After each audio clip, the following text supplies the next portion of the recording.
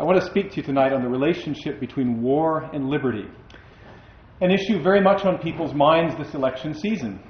Specifically, I want to address America's controversial, long-standing policy of military involvement overseas. This is a very old bone of contention.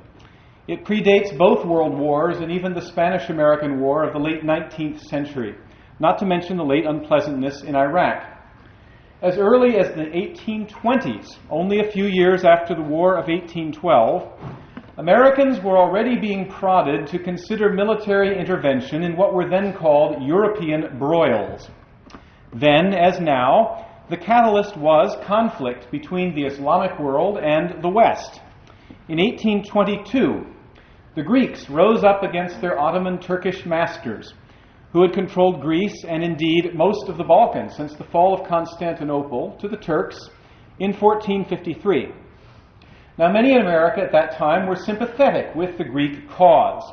Was not Greece, after all, the ancient seat of Western civilization? Should not America lend support to the Greek freedom fighters, who were taking on one of the mightiest military forces in the world at that time, the Ottoman Empire, whose soldiers as recently as 1683 had lain siege to the very gates of Vienna, and perhaps only awaited the appearance of another Suleiman to advance into Western Europe?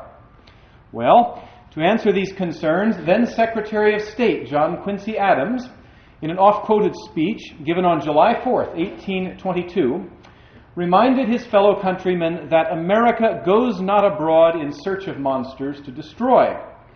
Then he went on to say, in effect, that if America ever were to embark on such a course, she would be pulled into overseas commitments, alliances, and intrigues beyond all power of extrication.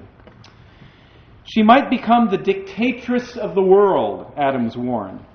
She would no longer be the ruler of her own spirit. America's glory, he continued, is not dominion but liberty. Her march is the march of the mind.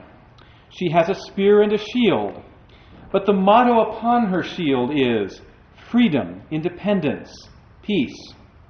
This has been her declaration.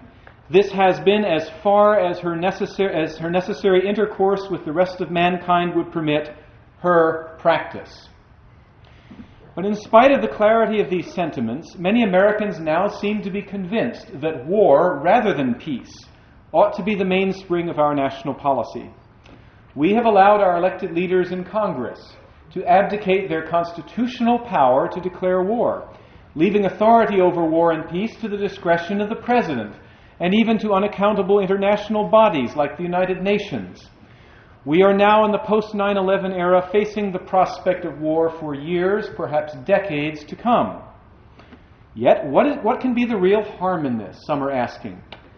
Is it not better to acknowledge our responsibilities as world leaders, to intervene militarily on behalf of oppressed peoples everywhere, and to further our own national interests by demolishing hostile regimes that might send terrorists to attack our homeland? These are complex, divisive questions, ladies and gentlemen, and they deserve answers. First, consider what James Madison had to say about the topic of war in general. He said, "Of all the enemies to public liberty, war is perhaps the most to be dreaded, because it comprises and develops the germ of every other. War is the parent of armies. From these proceed debts and taxes, and armies and debts and taxes are the known instruments for bringing the many under the domination of the few. In war, too, the discretionary power of the executive is extended. Its influence in dealing out offices, honors, and emoluments is multiplied. No nation could preserve its freedom in the midst of continual warfare." End of quote. Now, what this means is really pretty simple. We cannot, as a nation, remain free for long under a permanent state of war. Let me repeat that. We cannot, as a nation, remain free for long under a permanent state of war. Not only that, of all the many incentives for the state to abolish the freedom of its citizens, war is by far the most powerful and also the swiftest to take effect. Why is this so? Because war encourages citizens to make judgments based on emotion rather than on reason. This is certainly understandable, since all of us are emotionally overwhelmed whenever tragedy strikes, especially when it's personal. But it also means that when war breaks out, overwrought citizenries are extremely vulnerable to manipulation and exploitation by their political leaders. Now, most of us are familiar with certain wartime excesses. In the comparatively recent past, the internment of Japanese Americans in concentration camps during World War II, for example. Now, the historians among us can cite other instances, such as the ruthless persecution of opponents of World War I by the Wilson administration, and dictatorial measures like the suspension of habeas corpus, effected by President Lincoln during the war between the states. Yet in spite of cautionary tales like these, in the wake of the awful tragedy of 9/11, too many Americans seem willing to accept that things are permanently different now, and that there is no way to go back to the America we knew, ages ago it seems, on September 10th, 2001. We now have a Department of Homeland Security overseeing a vast new apparatus of domestic espionage. We have turned our airports into constitution-free zones where thousands of American citizens are harassed and intimidated every day. I have experienced some of this intimidation personally, and no doubt many of you have as well. In a scene reminiscent of Orwell, the residents of Washington, D.C. woke up a few days ago to discover a large blimp with surveillance cameras commissioned by the Department of Defense hovering over the city. Chicago and other cities are in the process of setting up surveillance cameras all over their downtown areas. Telephone lines are tapped, and emails sifted and analyzed, and on and on and on. In a few short years, our society has been revolutionized. If 3 years of war can catalyze such events, imagine what 20 or 30 years will accomplish. Nor is this all. The other major effect of war, particularly overseas military adventurism, is that, as John Quincy Adams noted, nations lose control of their own destinies. I do not mean to suggest that any but almighty providence is the final arbiter of the destinies of nations. But every country or nation that has ever embarked on the course of overseas expansion has willfully placed itself at the mercy of forces utterly beyond its control.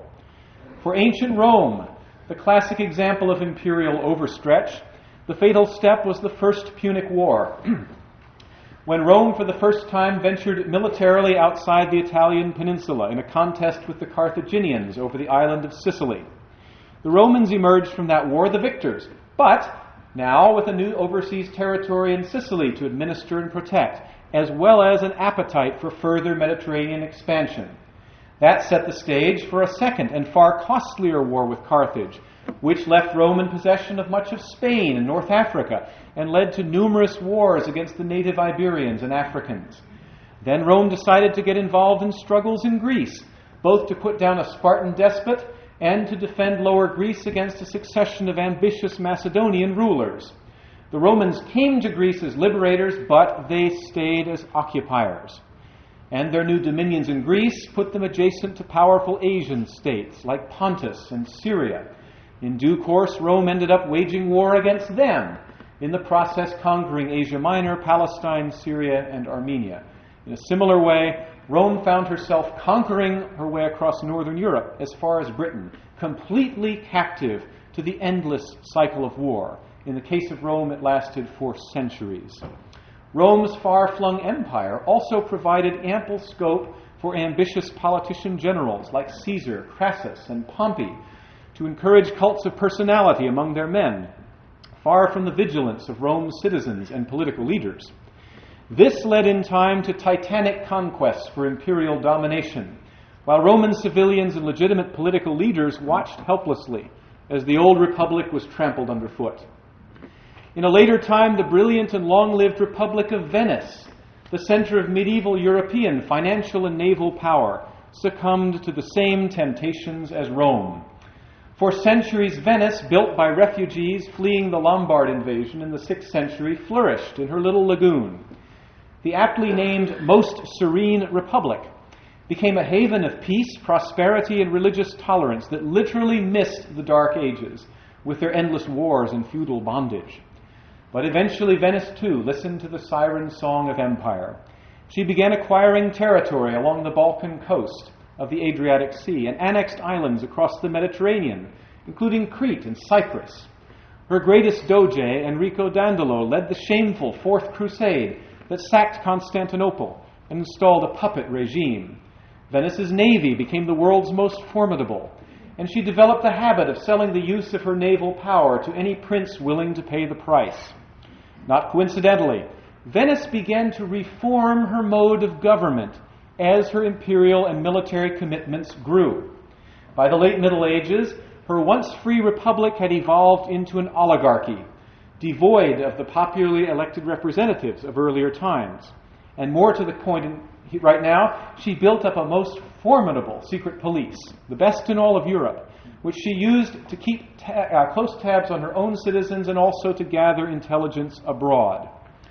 It was ultimately the Ottoman Turks, with a little help from the Hungarians, who dismantled the Venetian Empire, campaign by campaign, forcing Venice into wars that drained her coffers and prestige.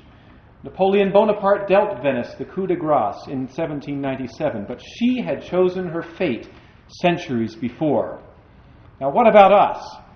Our own long-standing policy of warring in distant lands has led to unanticipated consequences for the United States. For example, a half-century ago, under the brand-new United Nations regime, we sent tens of thousands of Americans to die in an undeclared war on the Korean Peninsula. Today, 50 years later, we face a nuclear-armed North Korea threatening thousands of our troops still stationed there, with the ever-present prospect that the North Koreans, who have a proven history of sponsoring international terrorism, might just send us a nuclear gift one of these days.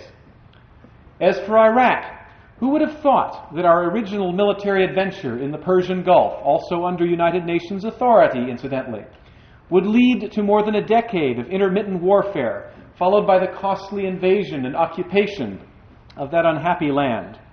We were assured that Saddam Hussein possessed vast stockpiles of weapons of mass destruction, stockpiles that apparently do not exist. As I speak these words, we have absolutely no idea what will happen in the Middle East, other than the certainty that more blood will be shed, ours and theirs. We may be confident that we are making huge numbers of enemies there, just as we have done in Somalia, in Bosnia, in Serbia, and in other areas where our bombs have fallen in recent years. Ladies and gentlemen, it absolutely breaks my heart to see events such as these unfold, because most Americans mean well and simply do not understand how we are being manipulated into following a very dangerous and ultimately fatal path. Does anyone here suppose that these events are happening or are being prolonged by accident? That our policymakers, most of whom are very intelligent men and women, do not somehow understand the linkage between permanent war and loss of liberty? Do you think that they have somehow fooled themselves into thinking that the more we drop bombs on the rest of the world, the more the rest of the world will love us and desist from sending terrorists to attack our homeland or kill our troops overseas? I assure you that our leaders are not delusional. Many of them understand perfectly what the unavoidable consequences of war without end must be. Among their number are many short-sighted power-mongers who simply want to preserve their own political base. But there are others who fully comprehend the power of war to wreck liberty, shatter societies, and bring about chaos and revolution. They encourage war wherever they can, and they harness its awesome power to serve their own amoral, megalomaniacal ends. In ancient Rome, such were the partisans of Sulla, of Catiline, and of Caesar, ruthless, conspiring men who sought ever to keep the Roman body politic off balance, and who made it their business to keep the blood flowing both abroad and on the streets of Rome until the Republic had been overthrown. It was only after the final demise of the Republic under Octavian, who became Caesar Augustus, that peace was allowed to reign over Roman dominions for the first time in many generations. The doors of the Temple of Janus in Rome, which were symbolically kept open in time of war, were then shut for the first time in living memory. In medieval Italy, though less in Venice than elsewhere, the forces of war were encouraged by the endless machinations of two violent factions, the Ghibellines, who favored bondage under the Holy Roman Empire, and the Guelphs, who favored absolute rule under the papacy. These two parties ensured that Genoa, Pisa, Florence, Venice, and all the other great Italian city-states were almost always at war among themselves. Now, in our day, the names have changed, but the modus operandi has not. We have today two great parties who give us two cosmetic alternatives, as we are now seeing in the latest misnamed presidential debates. One party espouses perpetual war, along with high taxes, suffocating pervasive government controls, and cavalier disregard for constitutional limits on federal power.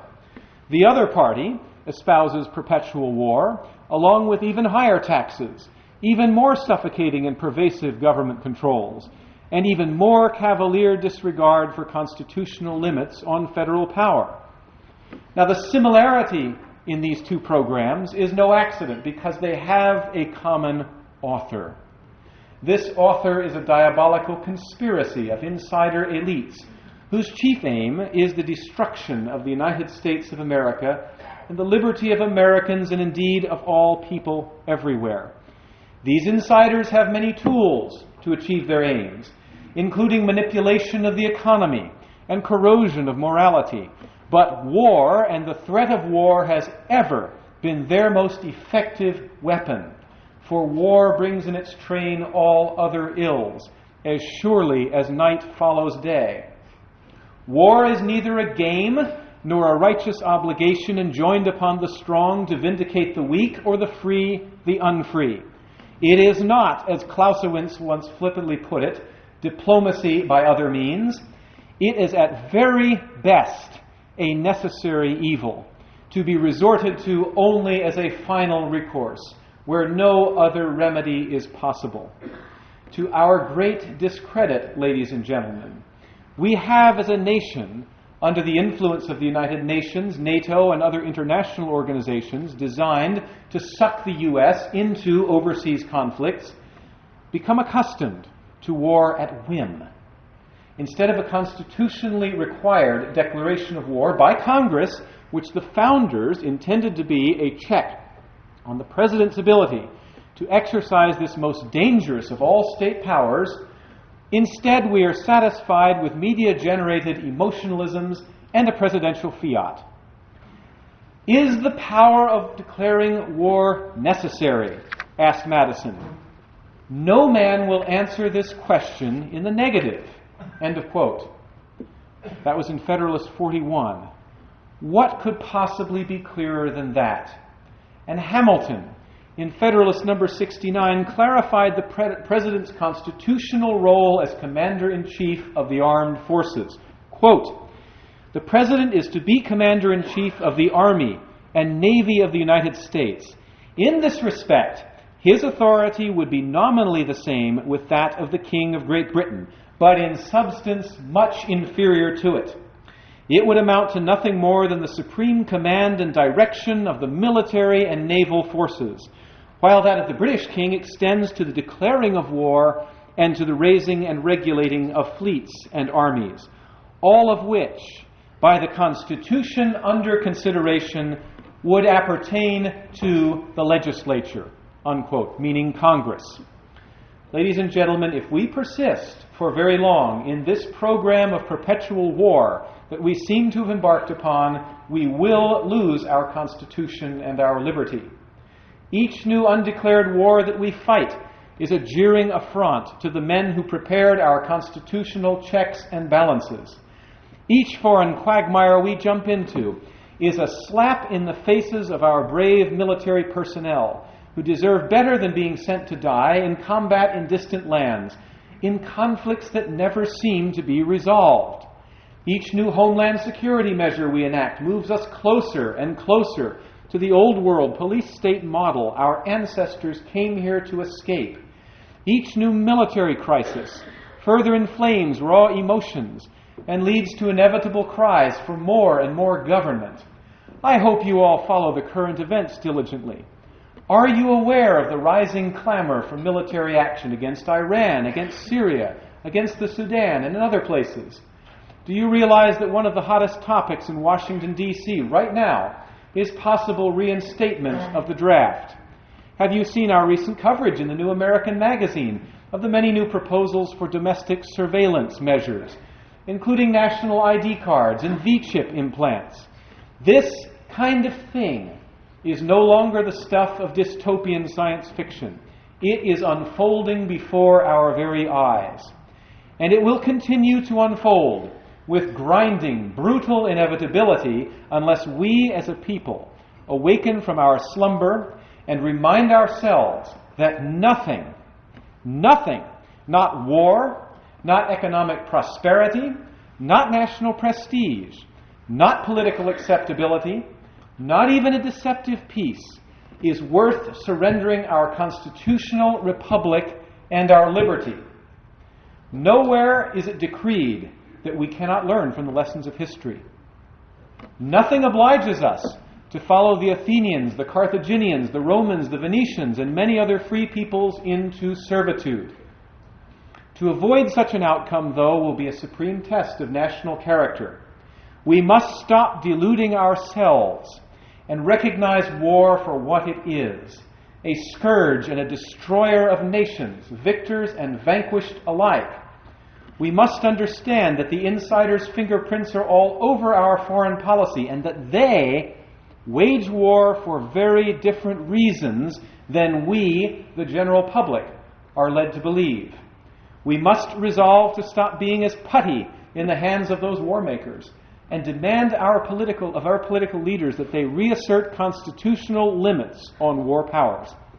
We must insist that our leaders stop expending blood and national treasure trying to solve disputes overseas that are none of our business, and that they bring home all military forces not engaged in the essential function of defending the United States of America.